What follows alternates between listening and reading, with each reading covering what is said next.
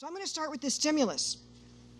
The House of Representatives, the chamber that all these people want to serve in, just voted on the stimulus bill or recovery, but they're going to have another chance to do it again.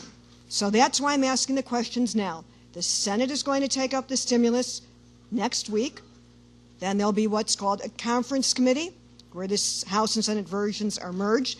So the House of Representatives will have yet another time to another bite at the apple. So Roger Thompson, can you tell me something specifically in the stimulus bill that is the most important thing to the 5th Congressional District? Very specific. We need to free up the credit issues that the banks are having. There's too many obstacles for homeowners to try to save their houses right now. And those that want to take advantage of any of the low interest rates, there's too many obstacles for those first-time buyers. Okay, if I may say, out there. 5th District, that is part of the national issue. I'm just saying what, and again, Mr. Ginsburg will be our timer when it gets past a minute. I want a specific 5th District answer I'm looking for in this one, not a macro answer. Something in the bill, it's 647 pages, that will that might have caught your attention. I'm on page 13.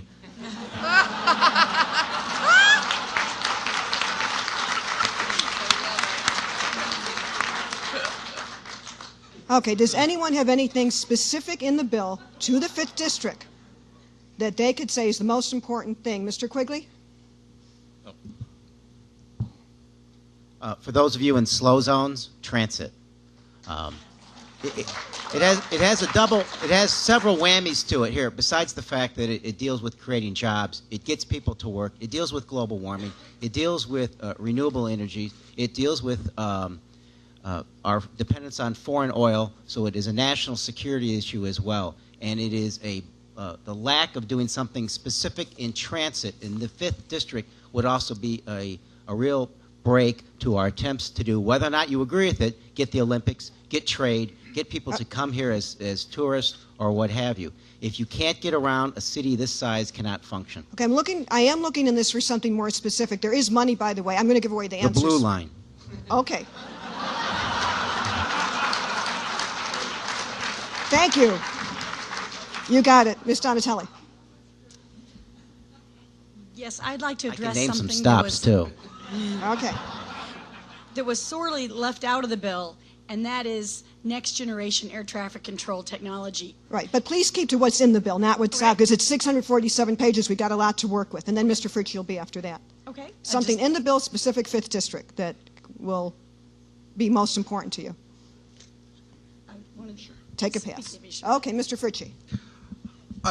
Mike was right with what he said, but if you want to go further with specificity and importance, $500 million is scheduled to come to the Chicago public school system in the first year alone under the stimulus package. If you want to talk more specific than that, I've watched Agassiz School in the 44th Ward struggle to get something as basic as a cafeteria for their room. I've seen the Elcott School, where Charlie's kids go to school, fight to get neighborhood enrollment up in their schools, only to have money pulled from CPS that helped them have those programs to get families into those schools, and they're forced to either laying off a librarian, cutting back half a teacher. I have kids that are trying to learn math underneath classrooms that have been converted into gymnasiums, and we can't figure out why they can't learn algebra when there's basketballs dribbling over their head. These are needs that can be addressed by a direct infusion of money into our schools today. That money will come not 10 years from now, not 5 years from now. In the first year, $500 million in Chicago public schools. Thank you. Thank you. Sarah, Sarah Feigenholtz. Sure. One of the basic things that we need to concern ourselves about are the hospitals. They are the healthcare homes for many of us. There is going to be $1 billion of relief to healthcare providers in our communities who are living on stretched budgets, because in the state of Illinois, our payment cycle to hospitals has gone out as far as 130 days. Small providers who can't get lines of credit are closing their doors, and ultimately what that means is our children, people we know who have disabled children, people who are getting mental health services, our whole human service infrastructure in the 5th Congressional District and statewide, and the hospitals that we go to when we are in need of emergency medical care are stretched to the brink. Our our nurse-to-person ratios in long-term care facilities, et cetera. People are losing jobs because we are unable to take care of people in this state and in the 5th Congressional District. Thank you, So that $1 billion is going to go a long way. Okay, and I saw Charlie Whalen's, his hand was up. Specifically, what in this massive bill is in the 5th District that you think is very important?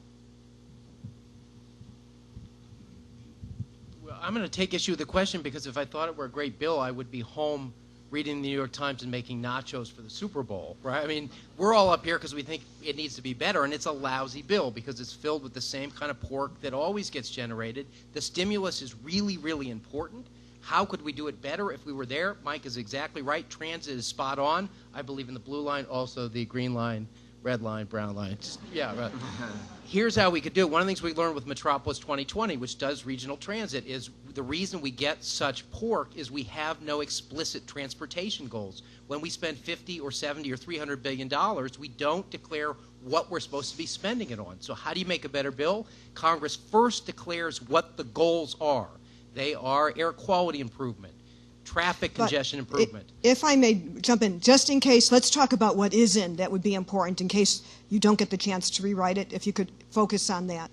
Well, honestly, I think it's more important to fix what's there. So if I could finish the answer, which is Okay. define the things we need to do better. Score, they're all measurable. Score every spending bill against those measurable outcomes. Traffic, air quality, air congestion improvement, as Jan pointed out, and then only fund the programs that score Okay. well. And Thank you. Chicago will do very well. Did on those anyone kinds of else have a transportation specific spending. comment on the question?